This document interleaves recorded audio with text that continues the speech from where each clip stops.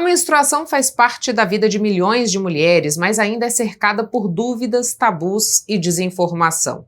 Conhecer o próprio corpo, compreender o ciclo menstrual e adotar cuidados adequados com a saúde íntima são passos fundamentais para promover bem-estar, prevenir problemas de saúde e garantir mais qualidade de vida. Para conversar sobre esse assunto, recebemos hoje a fisioterapeuta pélvica Fabiane Monteiro. Fabiane, muitíssimo obrigada por aceitar o nosso convite para a gente falar sobre um assunto que é comum, que deveria ser visto com normalidade, mas ganhou um status de tabu, que é a menstruação. Por que a gente ainda tem tanta dificuldade de discutir esse assunto de maneira aberta, de trazer informações, até para que muitas situações que hoje acontecem deixem de acontecer? Eu acho, Michele, que hoje em dia a saúde íntima em geral, hoje em dia não, desde sempre, né? A saúde íntima em geral, ela é um tabu. E a menstruação, ela entra como um primeiro tabu na vida de uma mulher, né? Porque às vezes a menina que menstrua a primeira vez, ela tem vergonha de falar para as amiguinhas dela que ela está menstruada. Que hoje ela não vai jogar um futebol lá na escola, um vôlei, porque ela está com cólica. Então a sociedade já intimida a mulher desde a primeira menstruação para ela já considerar na cabeça dela que isso também é um tabu. E existe também aquela ideia de que a menstruação é algo sujo, né? De que impuro de alguma maneira. Você vê até algumas religiões que preconizam isso. Esse tipo de postura, por exemplo, faz com que as mulheres que enfrentem algum tipo de dificuldade relacionada ao ciclo menstrual demorem ainda mais para buscar ajuda ou às vezes nem percebem que aquilo de fato é um problema? Eu acho que às vezes por falta de informação, apesar que a gente tem muitas informações hoje em dia que está aí para quem quiser, na internet, na televisão e tudo mais, mas a gente sabe, eu no consultório que recebo só mulheres, eu atendo cerca de 10 mulheres por dia. 80% das mulheres que vão no meu consultório, elas são carentes de informações verdadeiras, né? Porque a gente sabe que o ciclo menstrual, que a menstruação, o ciclo menstrual e tudo isso é um funcionamento fisiológico do corpo da mulher. Então, é o corpo se preparando para ter uma gestação, para gerar uma criança. Então, o corpo se prepara. E, na verdade, que por conta de informações erradas que as mulheres veem na internet, principalmente, isso vai encaminhando para um lugar que elas não deveriam estar, que é no lugar da falta de informação, delas entendem que isso é errado, que elas podem viver sem a menstruação, porque hoje na nossa sociedade a gente quer coisas práticas, e o não menstruar é uma coisa muito prática, apesar de ter as consequências lá na frente, né? Então, eu acho que é isso mesmo. Agora, você falou sobre esse suprimir a menstruação, e a gente vê muito isso mesmo, mulheres que querem soluções que interrompam definitivamente, durante o uso dessa medicação, o sangramento. Qual é a consequência desse tipo de escolha, Fabiane? Quando a gente priva, né, o nosso funcionamento normal do nosso corpo, a gente não tem, na verdade, assim, uma coisa assim, isso vai te causar isso, vai causar aquilo e vai causar isso. Não tem como a gente prever nada. Na área médica, com o uso dessas medicações, a gente entende, os médicos com os estudos, que quando as mulheres interromperem essa medicação, elas vão estar aptas para voltar a menstruar normalmente, e engravidar, muitas vezes, quando chega na idade de reprodução, que as mulheres casam, elas querem ter um filho, se programam para isso, e muitas vezes, quando elas interrompem esse ciclo por um grande tempo, por um período de tempo de anos, 5 anos, 10 anos, às vezes a vida inteira, por conta das informações e da vida dela mesmo, do cotidiano, ela não sabe lá na frente se realmente ela está ovulando todos os meses, se ela vai ter um ciclo normal, que muitas vezes quando volta a ter o ciclo normal, está tudo desregulado. Então demora muito tempo para o corpo voltar o funcionamento normal, e às vezes nem volta, né? Dependendo da idade que ela interrompe, decide parar com essa medicação porque ela quer engravidar, por exemplo. Fabiane, agora a gente está falando da menstruação e muitas vezes a gente normaliza situações que não são normais. Por exemplo, sentir dor no ciclo menstrual é normal? Ou até que ponto essa dor é considerada uma cólica rotineira? Quando isso pode indicar uma outra situação, como, por exemplo, a endometriose? Então, a cólica é normal sentir um pouco de cólica, porque é uma descamação do endométrio. Então, durante o processo do ciclo da menstruação, quando a gente sente a cólica, é quando a gente começa porque o endométrio vai engrossando, porque ele está se preparando para receber um bebê ali. Isso quando é a parede do útero, a parede do né? útero. Então, quando ele se dá conta que o óvulo bonitão que estava lá esperando ser fecundado não foi, ele fala, opa, vou ter que mandar esse pessoal embora. Então, essa descamação do endométrio que faz com que a mulher sinta a cólica. Não é normal sentir uma cólica incapacitante. O que a maioria das mulheres com a endometriose sentem desde o primeiro ciclo é uma cólica incapacitante, onde ela não consegue fazer uma atividade física muitas vezes, ela não tem uma qualidade de vida no trabalho durante esses dias, que ela passa ali, que é a TPM, e a dor da cólica no dia, já que está chegando a menstruação, que é uma dor incapacitante. Então, toda dor que for incapacitante, ela deve ser investigada, por mais cedo que apareça, né? Sim. E quando a gente pensa nesse ciclo, a gente fala assim, né? As mulheres são cíclicas, os homens são mais lineares. E muitas vezes a gente tem dificuldade de entender isso, né? Quando eu digo dessa ciclicidade feminina, isso vai dizer que ora eu vou estar mais disposta, ora eu vou estar mais recolhida, ora eu vou dar prioridade para determinadas coisas. Você podia falar um pouquinho disso dentro desse contexto do mês que a gente vivencia? Dependendo das fases que está a menstruação, né? Então, vai ter fase que você vai estar mais disposta, né? Vai ter a fase que você vai estar se preparando ali, que é a fase mais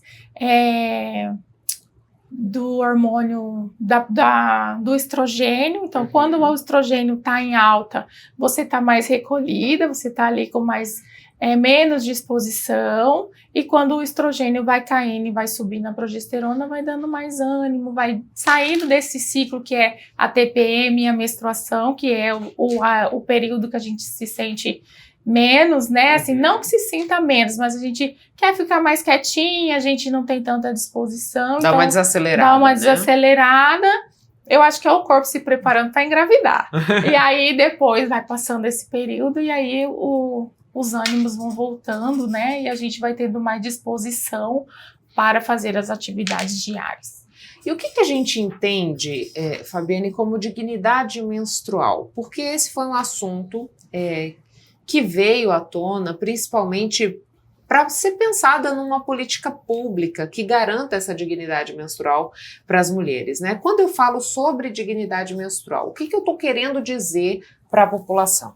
Eu acho que a dignidade menstrual, o primeiro ponto, é a mulher ter as informações corretas, e o segundo ponto, ela poder escolher se ela vai querer menstruar ou se ela não quer. Eu acho que isso é uma dignidade.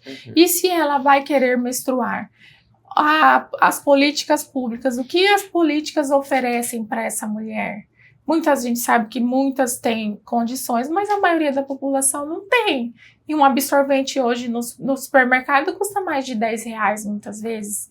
Então, aí eu não quero usar um absorvente, porque a gente sabe que o uso do absorvente pode trazer, por exemplo, um excesso de uso, a candidíase de repetição, uma infecção urinária, alguma coisa assim. E os outros métodos que a gente tem, como os coletores, os dispositivos, né, internos, a gente não tem, muitas vezes, as mulheres não têm acesso a isso. As calcinhas que são tipo absorvente, tudo é muito caro. Então, primeira coisa, ela ter o direito de escolher se ela quer menstruar ou não, e o segundo, se ela vai ter condições de arcar com essa menstruação. E os métodos, acho que cai também naquela planejamento familiar, né? Porque se a mulher menstrua todos os meses e ela não toma nenhum método contraceptivo, ela também tem mais chance de engravidar, né? ter vários filhos, que é o que a gente vê muito. Então, eu acho que a falta de informação e muitas vezes o acesso financeiramente falando em um dispositivo, muitas vezes que um implante, um DIU é muito caro. A maioria da população não tem esse acesso. Tem aquela, acho que no postinho eles distribuem aquela pílula que é a mais simples, né? Hoje tem Planon e DIU também sendo disponibilizados. No posto, né? Na saúde pública. Mas elas passam pelo planejamento familiar para elas terem direito a isso. Então, acho que a dignidade mesmo para nós, mulheres, é ter o direito de escolher. E, Fabiane, a gente vê um movimento nas redes sociais também que fala bastante contrário ao uso de anticoncepcionais pelo risco que ele pode trazer à vida das mulheres, como trombose, maior chance de você ter complicações em razão disso, né? AVC também. Toda mulher, ela tá de posse ou ela tem conhecimento de como funciona o seu ciclo, até para adotar métodos que sejam paralelos ao uso de anticoncepcionais? Eu acho que não. Porque se a gente for fazer uma pesquisa aqui na cidade de Cuiabá, quantas mulheres tem aqui e quantas delas fazem exames de rotina no ginecologista todos os anos? Então, se uma mulher passa, eu conheço várias mulheres que entraram na menopausa e eu pergunto assim, elas às vezes me conhecem e me veem fazendo a reposição hormonal, porque eu já faço a minha reposição hormonal desde os 39 anos. Então, elas falam, por que você está tomando esses remédios? Eu faço a minha reposição hormonal, porque a queda do estrogênio é uma merda na vida da gente. Desculpa. Mas, né, porque é muito ruim na vida da gente essa baixa qualidade de vida de quem está entrando na menopausa, ainda mais sendo uma mulher jovem como eu. E aí passa por essa falta de informação, por falta de ir nas consultas de rotina, que é muito importante a mulher passar todos os anos, pelo menos uma vez, para fazer todos os seus exames de rotina, porque é através dos exames que a gente vai acompanhar se ela tem um risco maior de ter trombose, se ela está com alguma placa de ateroma nas artérias, né? Porque essas medicações, elas aumentam a chance da gente produzir placas e elas aderirem ali na artéria, por isso a chance de AVC e trombose, né? Então, mas se você não fez os exames, como você vai saber? Não tem como. Então, os exames de rotina são muito importantes para a gente manter a nossa saúde em dia, né? E como que a fisioterapia pélvica ajuda as mulheres nesse período a conhecerem o próprio corpo, a até aprenderem a lidar, por exemplo, com a dor que pode ser originária do período menstrual? Hoje eu recebo no consultório várias mulheres que vão em busca da fisioterapia, que não é apenas para gestante, né? Que a fisioterapia pélvica, ela atende todas as pessoas que têm assoalho pélvico. Então, homens e mulheres, todos têm assoalho pélvico, então eles podem fazer a fisioterapia pélvica. Na fisioterapia pélvica, a gente passa informações, né? Folhetos, orientações sobre o ciclo menstrual, sobre as medicações que ela toma, o que pode causar, o que não, como ela pode controlar essa dor, muitas vezes exercício físico, uma dieta equilibrada, aparelhos de eletroanalgesia, compressas quentes, muitas vezes a gente orienta, e na fisioterapia, se a mulher tem dismenorreia, que é a cólica menstrual mais forte, elas podem procurar a fisioterapia pélvica, que a gente tem recursos e orientações com terapia manual, eletroanalgesia, terapias de calor, massagem perineal, que é a liberação da musculatura pélvica, né? Porque quando a gente sente dor, a gente faz uma contração involuntária da nossa musculatura. Hoje mesmo eu atendi uma paciente que ela foi encaminhada para mim por uma dor pélvica crônica, ela tem endometriose e tem dor na relação sexual. E eu na avaliação entendi, avaliando e manipulando o assoalho pélvico dela, que na verdade a dor que ela vem sentindo é por conta de uma lesão na academia. Ela tem problema com o nervo ciático, síndrome do piriforme, e essa síndrome do piriforme faz uma contração involuntária da musculatura do assoalho pélvico e evolui com uma dor durante a relação e uma dor pélvica crônica. Fiz a liberação do assoalho pélvico dela e a liberação do piriforme, ela saiu do consultório sem dor. Às vezes não tá ali, Não, né? Às vezes não tá ali, Uhum. mas tá próximo dali. Então, durante a avaliação da fisioterapia pélvica, a gente faz uma avaliação na musculatura, na respiração, na postura, e aí a gente entende e faz com que ela entenda também onde está essa dor. Porque às vezes ela chega lá, eu tenho muita dor, onde que tá a sua dor? Tá aqui.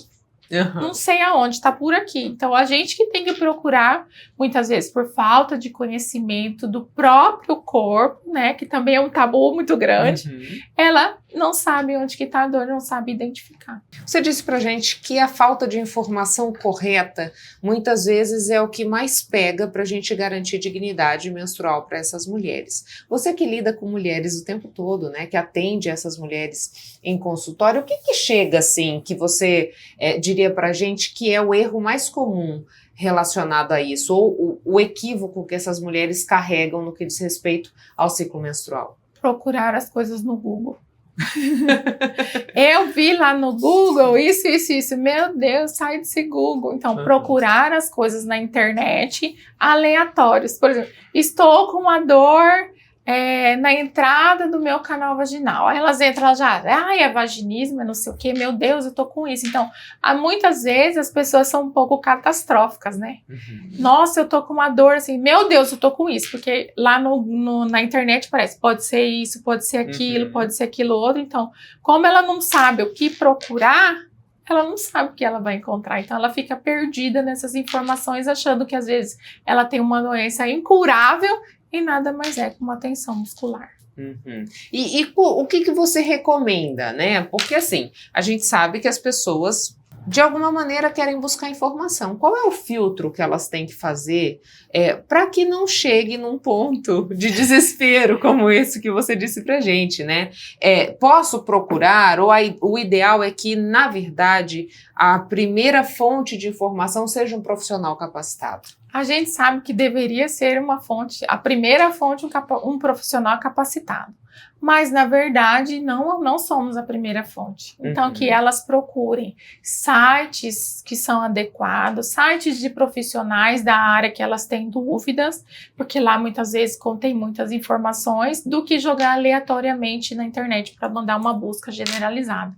Então, se elas buscam generalizada, mas lá a gente aparece vários sites de profissionais das áreas, né, afins que elas estão procurando, talvez nesses sites vão ter informações melhores para elas nesse primeiro momento, né? E sempre buscar uma opinião física de algum profissional da área.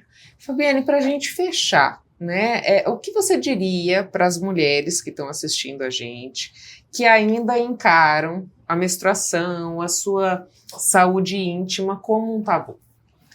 Eu acho que a gente tem que desmistificar isso e conversar mais sobre com as amigas, com as mães, com as tias, com as primas, né? Conversar mais abertamente sobre isso. O que falta, eu acho, pra gente, por exemplo, eu falo para as minhas pacientes assim, eu falo para você falou para seus amigos que você tá perdendo xixi quando espirra? Deus me livre. Falei, pois é, elas perguntam, você tá fazendo fisioterapia pélvica? Você tá falando que você tá fazendo fisioterapia? Não, Fabi, como que eu vou contar isso então? Desmistificar esse assunto entre nós mulheres, porque às vezes uma dúvida que eu tenho ou alguma coisa que você está fazendo, eu também estou precisando. Então eu posso ajudar as minhas amigas, as minhas primas, né, com as informações e a trocar mesmo as informações entre a gente. Parar de competir entre a gente e nos unir uma em prol da outra para nossa saúde íntima melhorar. Você falou do escape de xixi, muitas vezes existe essa vergonha mesmo, de dizer assim, eu estou com esse problema. Só passa por esse problema, Fabiane, por exemplo, mulheres que gestaram, ou esse é um problema que pode aparecer para qualquer mulher com o passar do tempo, né? O que você pode dizer disso pra gente? O escape de xixi, ele pode aparecer em qualquer mulher, independente da idade que ela esteja. Independente se ela já gerou, às vezes o mito é, quem teve parto normal tem escape de xixi. Muitas vezes não. Atendo mulheres de todas as idades, às vezes é por conta de uma fraqueza do assoalho pélvico, porque é um exercício que você não faz no dia a dia. Eu pergunto para ela, você faz academia? Faço, Fabi. E seu assoalho pélvico você treina? Nunca treinei. Entendeu? Então, é isso, a falta mesmo de informação, de conhecer o próprio corpo, de saber que precisa treinar o seu assoalho pélvico. Não treinar para virar uma musa do pompoarismo, não é isso. Eu falo sempre para as pacientes que a gente deve ter um assoalho pélvico funcional, que ele saiba atender as nossas funções básicas, que uma delas é a continência. Então, que ele deve ter uma contração boa, mas ele também tem que ter um relaxamento bom. E isso é independente da idade. Mulheres que fazem atividade física de grande impacto, mulheres que engordam e emagrecem. Então, mulheres que emagrecem muito rápido, hoje a gente está nessa fase que está todo mundo querendo emagrecer e emagrecendo muito rápido por conta das medicações. Então, você perde massa magra no corpo todo e no assoalho pélvico também, porque é uma musculatura. Então, independente da idade, todas as mulheres devem procurar uma avaliação na fisioterapia pélvica, um acompanhamento, até mesmo para ela entender do funcionamento do assoalho pélvico dela e saber fazer os treinos corretos. Que muitas vezes elas chegam lá que compraram cursos na internet, mas eu falo, tá bom, você comprou o curso lá na internet, mas você sabe fazer os exercícios? Tô contraindo, elas contraem todo o corpo, menos o assoalho pélvico. E o assoalho pélvico? Você disse pra gente, né? É preciso haver uma estimulação desse músculo. Além de trabalhar a continência urinária, em que mais ele influencia no funcionamento do nosso corpo? Influencia em tudo, porque o assoalho pélvico, ele é uma rede muscular que ele faz a sustentação dos órgãos pélvicos. Então, além da incontinência urinária, ela pode ter um prolapso de bexiga, muitas vezes, ou de colo do útero. Elas podem também, com a fraqueza do assoalho pélvico ou a falta de conhecimento, desenvolverem dores na relação sexual, que é muito importante. Pouco se fala, mas é muito importante também. Então, mulheres com endometriose, elas geralmente têm um assoalho pélvico mais tenso por conta da dor que elas sentem por muito tempo. Às vezes, mulheres sentem dores por anos, viram pacientes de dores crônicas. Então, também afeta o assoalho pélvico, porque essa congestão pélvica faz com que o assoalho pélvico fique mais tenso, com isso gere dor. Então, quem tem dor já diminui a qualidade de vida, já não quer fazer exercício, pelo contrário, deve fazer, mas ela vai se cortando dos lugares. Por exemplo, a mulher que tem incontinência urinária, muitas vezes ela estava indo na academia, mas por um episódio aconteceu uma perca de xixi grande. Dependendo do exercício, às vezes elas não querem voltar mais. Usam absorventes todos os dias, absorvente noturno, muitas vezes, para segurar esse xixi. Então, eu percebo, às vezes, as mulheres postergando uma melhora, porque conseguem encobrir dela mesma, mascarar o sintoma dela mesmo, por vergonha de falar para o médico. Às vezes a paciente vai no ginecologista, eu converso, você falou para o ginecologista que você está perdendo xixi? Eu não precisava falar? Claro que precisava. Não é normal, né? Não é normal perder xixi, não é normal sentir dor pélvica, não é normal sentir dor na relação sexual. Então, tudo que sai da nossa normalidade, a gente deve procurar cuidar, né? Muito obrigada pelas informações, Fabiane. Obrigada. Intervalo, a gente volta já já.